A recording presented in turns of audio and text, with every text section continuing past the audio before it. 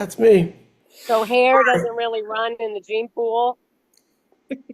What's that? Hair, hair's not big in the gene pool. Apparently not. Okay, I okay. thought it was. It looks No. great.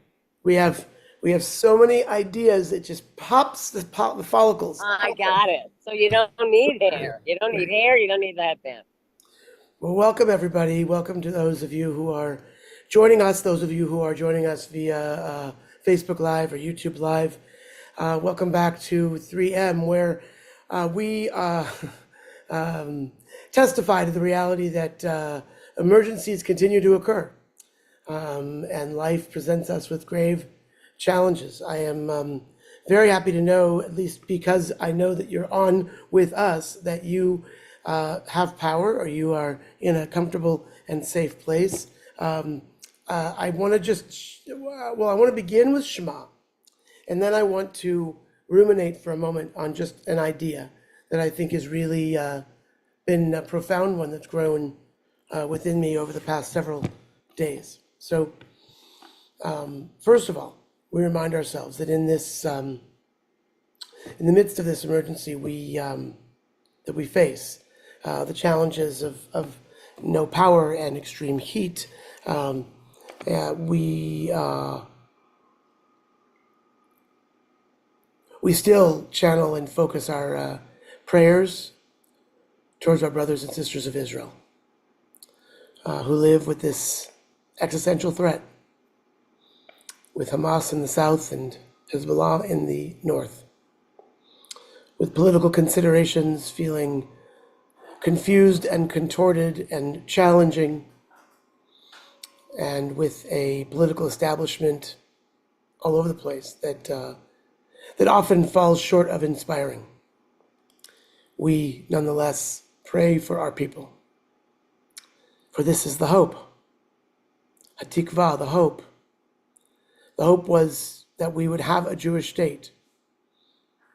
No one ever had the illusion that it would all be perfect and easy, that we'd have a Jewish state about which we could complain, about which we could be scared, about what that would find and provide solace. So we just gather our hearts, our prayers together to offer this.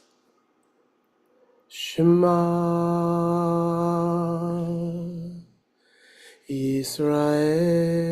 Yisrael Adonai Eloheinu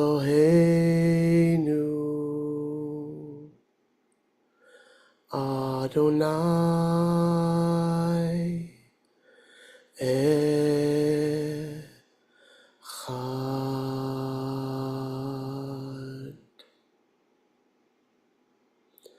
Baruch Shem Kevod Malchuto Leolam Va'ed.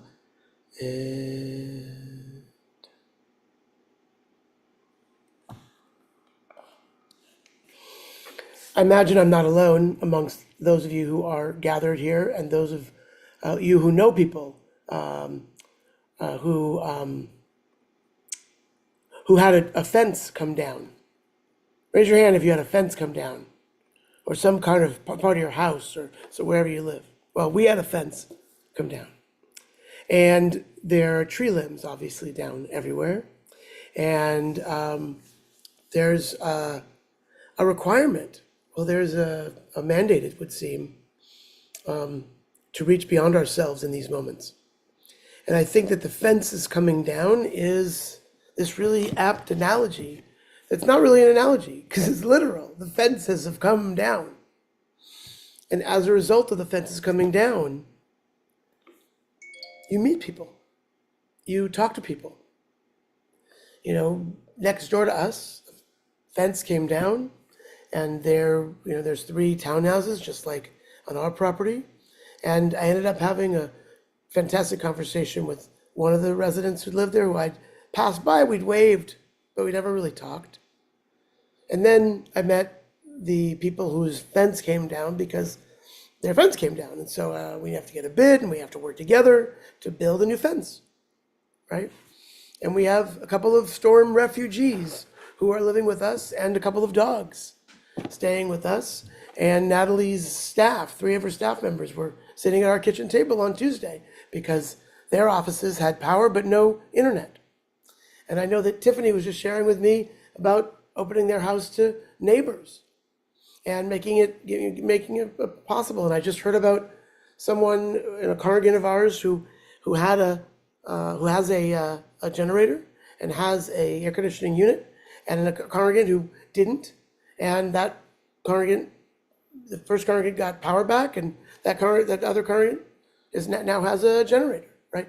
And these connections and these offerings and these gifts, they don't just happen automatically, because you still have to be willing and generous to open your home or give of yourself or whatever. But it's easier, right? It makes it easier. It makes it more obvious. It makes it more inviting. We're hosting the daughter of my college freshman year roommate's daughter. I haven't seen my college freshman year roommate literally since college, but we connected through Facebook, and his daughter happened to be in Houston studying, and now she's living here. And she's hoping to get back to her apartment, and that's opened a whole nother avenue that I would never have had without it. So I'm offering, not to be Pollyannish, because ideally we live in a world where power doesn't go out, but things happen. And then it's a gift, it's an opportunity, it's an invitation to open ourselves more than we might normally have been willing or able to do. I always think it's interesting how much time we all of a sudden have to do what needs to be done when emergencies occur, right? When you normally would be like, I don't have enough time to shop and to cook and to clean and to open up my home for 3 or 4 or 5 people. But then all of a sudden you find it possible. So I just wanted to share that as just remarking on the moment, and an encouragement to us all that if there are people we know who need a bit more, some help, cold water, AC, to plug in their phone, whatever it is, we have this great opportunity to do so. So there are a lot of people who are suffering right now, particularly in our community. The heat is unbearable. And if you don't have air, it's really, really stifling. So I invite us to share the names of people we are thinking of in our chat. May they and may all the literally 1 million households in Houston still, 1 million households. What's that, probably between 2 and 4 million people? It's a lot of people who are struggling. Even if they have a generator, the generators don't always work, or they work with a lot of care and gentility, or you have to schlep around to get gas. So for all of them, for all of us, for enduring this moment, may we rise above it, may we stay focused on it, and we never forget how lucky we are to have the resources that are so generally at hand by the flip of a switch. El narefan Allah, refuah shleima.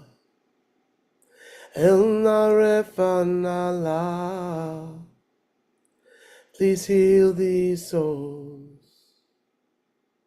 Mishe beirach, Avraham v'Sarah, Yitzhak v'Rivka, Yaakov, Rachel v'Leah, El narefan Allah, refuah shleima, El narefan Allah, please heal these souls, please heal these souls, please heal these souls.